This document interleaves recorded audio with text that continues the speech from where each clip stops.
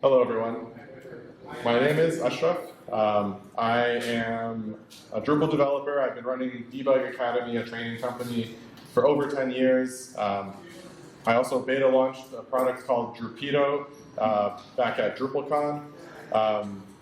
We'll learn a little bit more about that here. I've got all the Acquia certifications, so if anyone's looking to get certified, you can take a look at our Acquia certification prep courses. We have the backend certification course starting this Wednesday. It's once a week for 4 weeks. And next month, well, November, we have the front-end certification prep course, which will also be once a week for 4 weeks. And if anyone's looking to become a developer, that's in February. Okay, so for our talk today, we're talking about building Drupal sites profitably, even when the client has a small budget. And the reason I found this talk interesting is because I have a lot of small nonprofits, friends of friends, and oftentimes they want help with Drupal sites. And it's always been a challenge to help them in a way where it's worth it for both parties, right? So when I say worth it, I don't mean I need to make a lot of money on the small nonprofit site, but I want to make sure I'm also setting them up for success, right? To build a small site for them on a small budget, and then it's not a one-time thing. The site needs to be maintained. So you need to make sure it makes sense in the short and the long term. So it's prohibitive to build low-budget projects with Drupal for various reasons. Building with Drupal requires a noteworthy amount of expertise to start the project and to maintain it. You're expected to know Composer, Git, and more. So it's difficult for a junior developer, for example, to take on a project fully on their own and maintain it. The well-known Drupal hosts can be quite expensive. Drupal 8 and above deliberately is focused on the enterprise, although more recently there's been a big movement to bring that back downstream and make it more site builder friendly. And pixel-perfect implementation. So if you get a design and you want to implement it in a pixel-perfect way in Drupal, that can be a big, expensive ordeal. So the conclusion tends to be that small Drupal projects are not worth it. From the client's perspective, the initial build is expensive, and the ongoing maintenance is also expensive. From the developer and agency perspective, many of the clients are not willing to invest enough for us to do a good job, right? We like to do a good job. So if they only have a very small budget and we build something within that budget, we might not feel good about that work. And then we feel sometimes we get in a cycle of performing maintenance for clients that can't afford to pay for the maintenance. However, it's worth it to think about this a little more and to try to solve for this problem, because approximately 31.7 out of 33 million sites, it's not sites, businesses are small businesses in the US. And that survey or statistic was published in 2024. So that's 99.9% of businesses are considered small businesses. And of course, there's various size small businesses, but within that, you can assume that a very significant percentage only needs small websites and may not have a significant budget for larger websites. This can include small businesses, nonprofits, and even personal websites if someone wants to build a site for their hobby or something to that effect. So how do we solve for this problem? The answer to every non-trivial problem is always it depends. But let's take a look at some of those pros and cons and options. Really, this needs to be solved holistically. You can't just solve it through code. You can't just solve it through Drupal CMS. There's a lot of layers to it. It involves the architecture, so how the project is built, the client. Some clients you just cannot work with on small budget projects. The design, how the design is made impacts the budget, the hosting, and even how the project is managed impacts the budget in a significant way. So let's talk about the client. How do you have a client that's that is a budget-friendly client, a client who you can work with in an inexpensive project. The number one criteria is not the client having a small amount of money. That's not what makes them a good candidate. It's a client who is flexible, a client who is willing to understand, with your guidance, that out of the box is synonymous with affordable. Customized is synonymous with expensive. Not every bug is in scope. So your clients have to accept that. Out of scope items will be evaluated after this project is finished. So post-launch, we will assess and estimate out of scope items. How about project management? To manage your project in a budget-friendly way, you do need to gather the requirements. You need to determine the goals of the project. Why does this client want this project done? Why do they need it done? Ideally, divide your project into actionable, smaller sub-projects. You may have the initial launch, which may be the MVP or the MLP, minimum lovable product. What will they actually be happy with? And then after that launch is complete, online, paid for, all that good stuff, then future enhancements are estimated separately in separate projects. So, and even within the initial launch, you can divide your project into phases, possibly design, back-end, front-end, however it makes sense for your client or for your project. Agree on scope and aggressively enforce that scope. Aggressively does not mean rudely, but if they ask for something out of scope, you have to make it clear there's a trade-off, right? Okay, what are we dropping for this? Avoid adding to the scope, avoid increasing the scope, avoid doing that, because you may feel like you're being nice to the client, you may feel like you're being generous, but at the end of the day, it costs your time, and so you're taking away time that could be used for refinement of what they originally asked for. So try to stay within scope and agree to add anything else to the next follow-on project. If they have a very low budget, you can set a hard rule that says we are not doing any custom module development, or no custom back-end development. What about making your design budget-friendly? This is actually one of the most significant ways to make your project affordable. When you do your design, impacts the budget. With a Drupal site, you can build your site first, the majority of your site, your content types, your display modes, etc., without using code as much as possible. Get to a point where your client feels like, yes, this site, this represents what I want. It doesn't look like what I want, but this page has everything it needs, that page has everything it needs, I have all the views I need, this site is complete except for the design. At that point, bring in the designer. Now this is controversial, but because obviously the designer can do so much more than just design, right? But we're specifically talking about clients that don't have the budget to do a holistic, analysis of the project. So for that type of client, build the site first, then bring in the designer. And bring a designer who knows HTML, ideally HTML and CSS, and instruct the designer. You are designing within the current HTML framework we have. Right? We can make minimal adjustments to the HTML if necessary, but as much as possible, please try to avoid changing the HTML or stick within what we have here as your guidelines.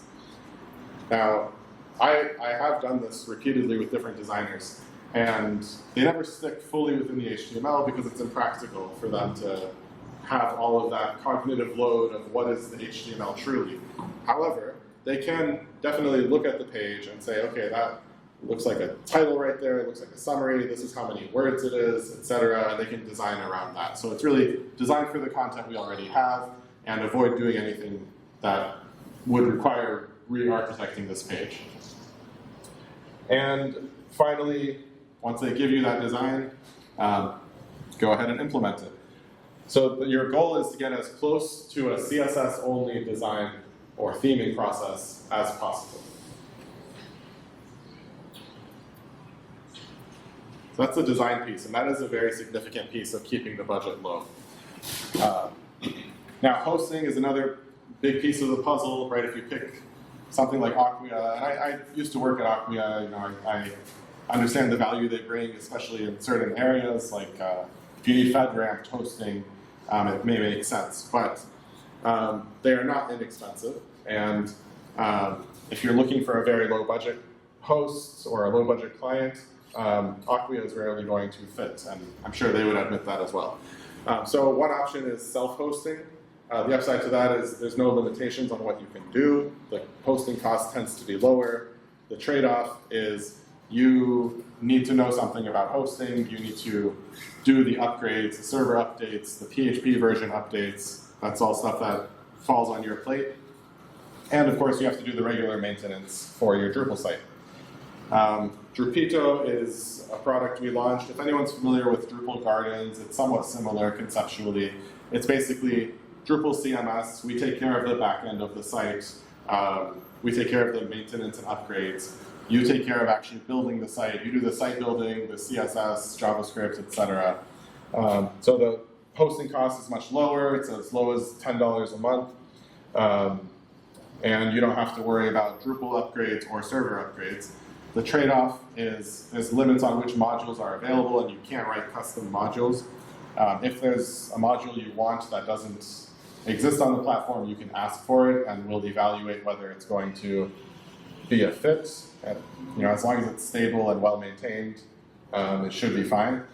Now, another option is static site, which we'll talk about more on the upcoming slides. Now, the architecture is another big piece of this puzzle.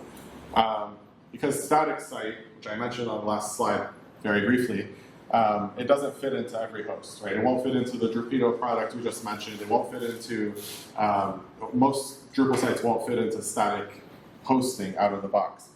But if you think about it from the beginning, you can architect your site in a way where it can be hosted as a static site. So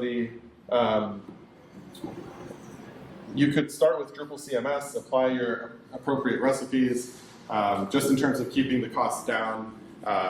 Rather than starting with Drupal core, start with Drupal CMS, accelerate certain aspects of your development. Look for Drupal recipes. If there are recipes that are relevant to what you're doing, try to find them and apply those recipes. And that can, again, accelerate some of the development work and save some time. Again, you can declare custom modules out of scope because custom modules have an upfront cost and an ongoing maintenance cost. And then, again, you can build your site with static, build your site to be a static site. So the static site approach, I have done that with some Drupal projects in the past, and an example is I had a site which was a film festival, and they essentially wanted to embed some YouTube videos on the site temporarily, but as soon as the film festival was finished, as soon as the live event was finished, it just became sort of a record. We had this film on this day. That they did have a contact form, they had a newsletter sign-up form. So when you want to build something as a static site, which I may be getting ahead of myself, but when you want to build something as a static site, what does static site mean? It means you can put HTML, CSS, and JavaScript online, and you basically cannot put PHP or a database. So what does PHP give you? What does a database give you? Well, PHP can send emails, and the database can store content and allow you to edit content that's hosted without needing to edit files. So how do you make a site ready to be a static site?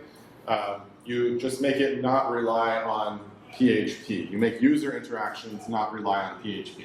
So when someone uses the contact form and submits it, you need to make sure that that does not trigger a PHP call. It can't trigger anything in any module. If someone goes to the newsletter and signs up for it, that cannot trigger any module code either. How do you do that? You would do that through third-party APIs. So you can use something like MailChimp to embed a newsletter form. You could use a third-party contacts widget or comment section you can embed. comment from another third-party service, all of those embeds are with HTML or JavaScript. So they can be embedded on a static site, and those areas will remain interactive, but it's not, the interaction is not coming from your server, it's coming from theirs. It's coming from their API calls. So you can still host as a static site. And what's the benefit of hosting as a static site? No security updates needed, right? Because you are not running a full Drupal site. There's no module updates to do. All you have is HTML, CSS, and JavaScript. So for the most part, no security updates needed. And you're just uploading HTML, CSS, JavaScript, maybe some images. And so you can put it on any host, even if the host doesn't support Drupal or PHP. You can put it on a very inexpensive plan. It could be $5 a month, maybe even less. And you just set it and forget it. There are also Drupal add-ons, which, there's the tome module, which also can help you go back and forth between a static site and a regular site. Another option is hosting with Drupal. Again, that's our product. That one also is inexpensive, and the maintenance happens automatically. So from your perspective, it also becomes set it and forget it. In reality, we are going in there and we're doing the module upgrades and the core upgrades for you. The advantage of that is you can still log into your site and do whatever site building you like. You can do whatever content editing you like, and you don't have to worry about the ongoing maintenance. There's also the automatic upgrades module. Well, it's intended to be part of core. The automatic upgrades really doesn't do quite as much as you might hope. It's only for minor updates. So it's like 10.3.1 to 10.3.2. It won't take you from 10.3 to 10.4. So it really covers a small area of your upgrades. And even then, there is some human involvement that is expected. So again, I said I was getting ahead of myself. This is why. So for the static site, again, you're looking for third party in terms of user interaction. Any form submission needs to happen with a third party embed. So MailChimp or Discuss, which is one of the comment embeds. The tome module allows you to export all of your site's content to configuration files, so that later, if you decide, hey, I want to actually update my static site, you can re-import your content back into Drupal and basically reinstall your Drupal site, make your changes, and then export it again. So the tome site also exports a static site for you. So it exports a static site and it backs up your content so that you can restore your site. With the tome and static site option, eventually you will likely, I don't know if you need to, but you may need to upgrade your site. So if you use tome in Drupal 9, now we're at Drupal 11, if there's something you want from Drupal 11, you would still have to do that work. But you don't have the pressure or time sensitivity to do it because you're the only one with access to your code base. Okay. So if you go the static site route, you build your site locally. Essentially, Drupal only ever gets installed locally with the static site approach. Again, don't allow any forms to submit using PHP. Those become form embeds. A consideration that you need to be aware of is the user login form is a form. So users cannot register for your site. They can't log into your site. So it'll make sense for some sites. It may not make sense for like a membership site. Again, tome for the import and export. And once it's all ready, you can use tome to export the HTML, CSS, JavaScript, and images. And then you can upload it to any non-Drupal host, which has the lower price point. Sorry, I got ahead of myself by a few slides. Again, automatic upgrades, if you want to see it in writing. It's only the minor version that it takes care of. The process with automatic upgrades, if you go through their stated instructions, you should take a backup of your site. The automatic upgrades module can then perform the update for you, and then they recommend that you deploy those updates. And So, from my point of view, it's not that practical right now to use in terms of the benefits. The benefits aren't really, it doesn't really save you that much time at the moment. If they get to a point where it at least takes you from 10.1 to 10.2, then that likely can make it more worthwhile. Sorry, one moment here. Split this to 2 monitors. That's why I keep getting ahead of myself. It's because I have it all on one monitor. There we go.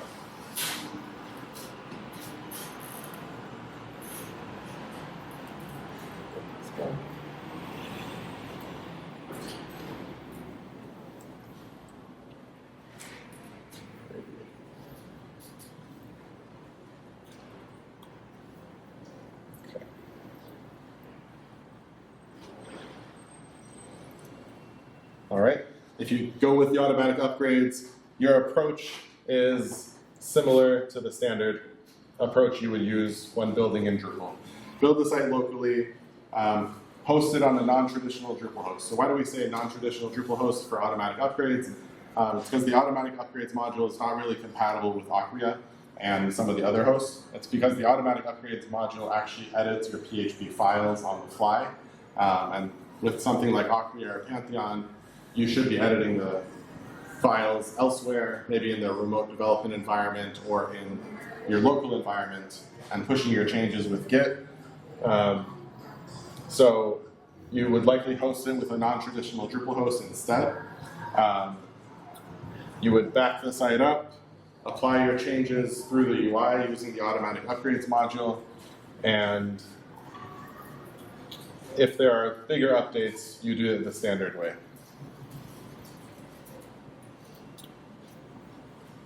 Okay. If you go the Drupal route, you're limited to the modules that come with Drupal CMS and a few others. If you want other modules, you need to request them. But there's no local development environment. You do get a dev environment online. You don't get access to Composer or PHP. However, your site does have memcache, it does have the CDN, it does have varnish, it has all that good stuff, so it's very fast, and the maintenance and upgrades are performed automatically, and your caching just works. For that approach, you would not start developing locally. You would start developing directly online.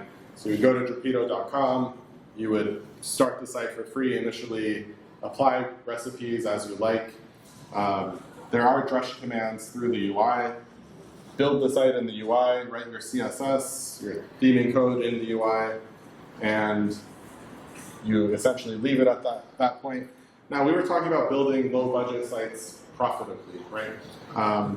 So whichever approach you take, there's the monthly maintenance cost. So for Drupal developers, whatever your rate may be, standard Drupal development, it's difficult to make the client feel like the monthly maintenance cost is worthwhile if all you're doing is upgrading the site. If you're upgrading the version of modules and version of core, they feel like they're paying a significant amount if you compare it to something like Webflow or one of those site builder tools. Those ones tend to be very cheap, maybe $10 a month, and that's it. So the idea with this lower budget project and how these types of options help is you can charge prices that are comparable to Webflow. So if you have the static site hosting, you can host for $2, $5 a month, whatever it may be. You can charge the client $20, something comparable to Webflow. And that margin is not without justification, right? You could potentially even go to 50. It just depends on what you're doing and who the client is and whatnot, or even higher. But basically, your job, your role becomes you are their support person, right? If they have a question, they come to you. If they say, we want to make a content change to the homepage and we don't know how, they come to you. So your role becomes one where you're actually giving them value rather than you're telling them, Drupal needed an update and I did the update. So how does this all So I'll go over a few projects where they were low budget and we still made it work. So I mentioned this one already. The nonprofit film festival site. It was a one-time use website. It was a live event over a couple of days. They did not have a maintenance budget after the project was over. They got a grant just for the event, and then it was done. And the site will never be updated again after the initial launch. So this was a great use case for a static site, especially that point. The site will never be updated again.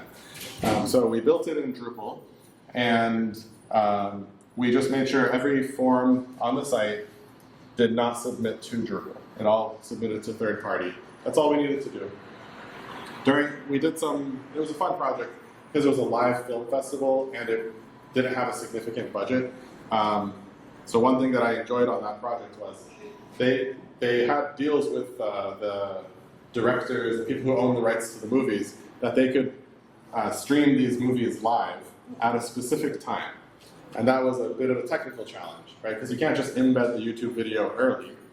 But if somebody opens the page early, you need them to refresh it, or you need to drop it in. And they, again, didn't have a significant budget. So what we came up with for that one is we had a little bit of JavaScript on the video streaming pages that checked a static file that we had on the host that basically said refresh, or it had a timestamp, page last updated. And so what we did was people would visit the site, it would check every 30 seconds or so if the timestamp changed. And when it changed, that would force the page to refresh.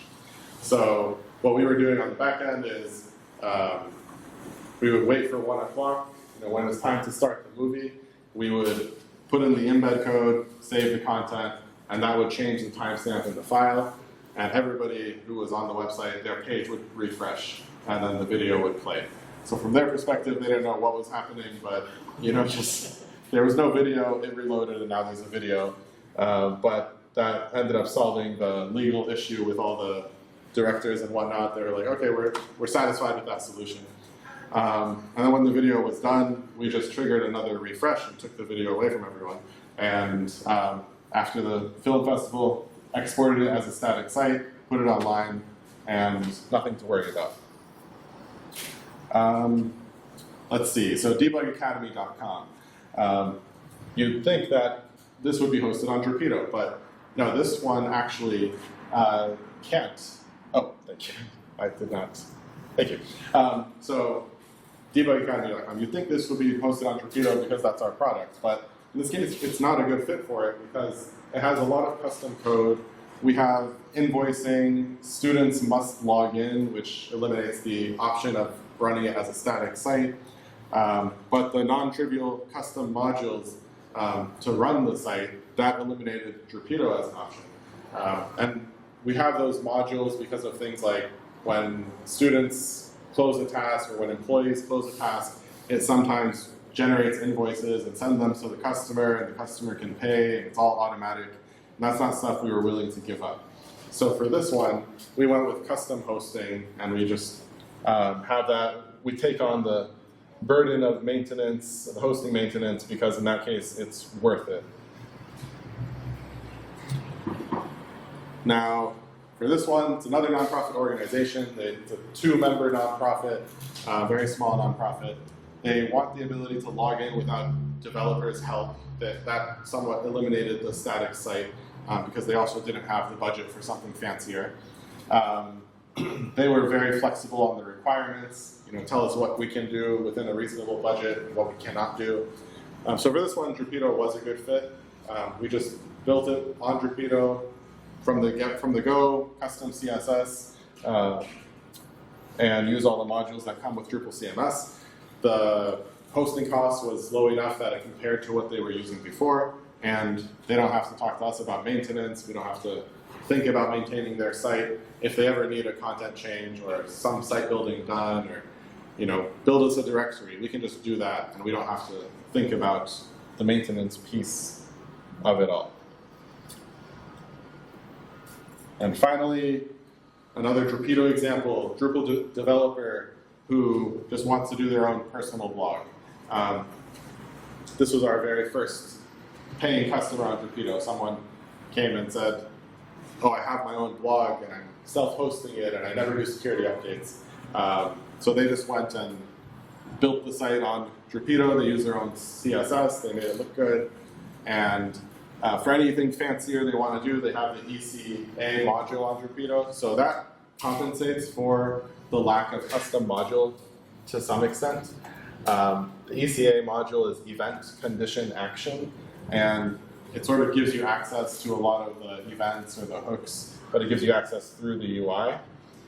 So you do have access to that module at least on the platform, and that helps that you still get that non-standard logic accessible to you. So this experienced developer went that way, and they switched to it, and they're writing blog posts whenever they feel like it, but they aren't doing any maintenance. Okay, and I don't know why I was speeding through that presentation, but that's it. Let me know if there's any questions. If you want to try the Drupal option, you have that. There's a week tryout for free. It's still in beta. Yes? So from an architecture point standpoint, is Drupal multi-site? Is that how you implement it? It's multi-site. There's AWS and we built a fair amount of infrastructure outside of Drupal to manage all the sites, so we can run updates on all the sites, and so we can give people access to some drush commands on their own sites through the UI without introducing security issues.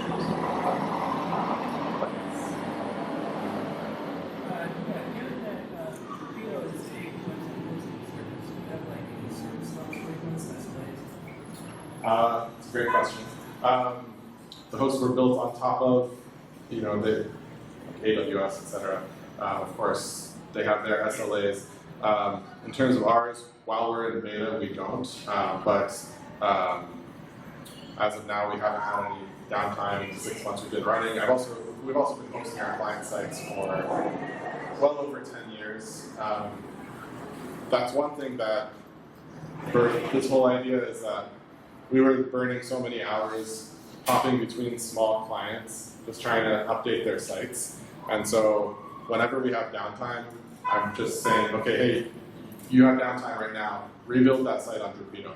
We just want to get rid of all of them. We want to remove the cognitive load of all these small sites. And whenever one gets to Drupal, we feel so much better, which is why, because we're like, I don't have to worry about that anymore. I can remove it from the recurring task list of doing this every month. But in terms of SLAs, we expect industry standard to apply to us as well. And if anyone has, certain restrictions, for example, their employer won't use Drupal unless it has X SLA, let us know, and we could possibly just publish it. We'll take a look and see if it fits and if it's something we can maintain and whatnot. Yeah, and it is behind Cloudflare and all that, so it is pretty reliable.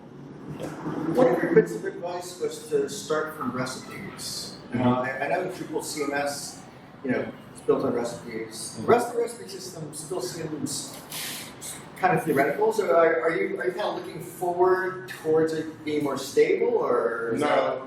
So I'm glad you asked that. So I teach a 3-month course, and we're in the middle of it. We're rebuilding Drupal.tv. In that course, we decided not to use Drupal CMS. We went with Drupal core. But we are using recipes from Drupal CMS. So I agree that the recipe ecosystem is immature. Drupal CMS does have recipes that are pretty solid and well thought out. So my approach right now is I'm willing to use recipes that were created for Drupal CMS on other projects, even on existing projects. So if you look up Drupal CMS and go to its recipes, you'll see a list of something like 10, and you apply them the same way you apply modules, composer, require, so, and then you apply the recipe with a drush command or a Drupal core script. So you can do that even on existing sites. Add a recipe from Drupal CMS. So that's the approach that I use for now. I'm just going to put a plug in for my session tomorrow afternoon at 3 because I'm going to live demo the new recipe unpack feature, which actually shows how to Makes apply it so much better. recipes with the command. So, Yeah, never no, on that. yeah, 100%. Tomorrow at 3? Tomorrow at 3 in this room. Nice. Yeah, no, that's the recipe unpack it takes away any bad things that recipe might have had. There's no technical debt with recipes because of that. So tune in tomorrow. Deeper dive. Let me know if there's any other questions or thoughts. I'm curious, are any of you using Drupal for small sites? Not so much. Yes. Yeah. For me, I have so many domain names, which is the biggest waste of money, but I have all these domain names for like all these ideas that I want to do. And now, I'm like, okay, it is a lot easier to put it online. So even my kids, they have these like, Clindles is my 8-year-old's idea of the company he wants to make. And now I'm like, I have set him up with Drupal CMS on DDEV and whatnot, and then I was like, I don't know if I want to host it for you, but it's just a hassle, I don't want to take it on. But now it's really easy, you could even during the 1-week trial, you can put a .com on it, so you can just put something up and try to speed run your site and then decide if you want to keep it. But yeah, it makes it a lot more accessible. And I think Drupal will continue to make products like Drupito make more sense. Acquia is releasing a similar product called Acquia Studio? Source. Acquia Source, yeah, Acquia Source. So they're releasing that. And I think it just, with Drupal CMS and recipes, etc., it's making more sense. It's making it more accessible to build through the UI, especially with the Experience Builder, which also got renamed It's a Drupal campus. Drupal Canvas. Because there's no namespace there. Yeah, right. Yeah. I regularly disagree with the product names they pick.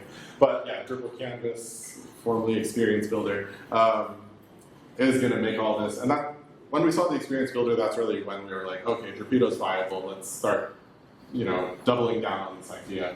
And that, because it really lets you theme through the UI, we're also enabling decoupled on Drupito. So if you really truly want like fully customized front end with like a React app or something like that, that will also be available, and it'll be the same thing. You don't have to worry about, the maintaining Drupal core. And we have our whole take on this. It's not just Drupal hosting, but it is in beta, so all the ideas we're building are not fully there yet. But there are things like visual regression testing to, things that you might otherwise want to do locally. We're going to have alternatives for them. Great. Thank you all. Again, there's a backend certification, starts this Wednesday for anyone who's looking to get that Acquia certification, and front end the month after. We have other courses for architect level, advanced module, and then we've got the part-time 3-month, which is moved upstream a bit, so it's more like intermediate theming and module development and fundamentals. Let us know. I've got the table downstairs, the Debug Academy booth. Feel free to come say hello. And if anyone needs a vendor, I'm sure you're all developers too, but always feel free to get in touch. We're happy to help in that way too. All right, thank you.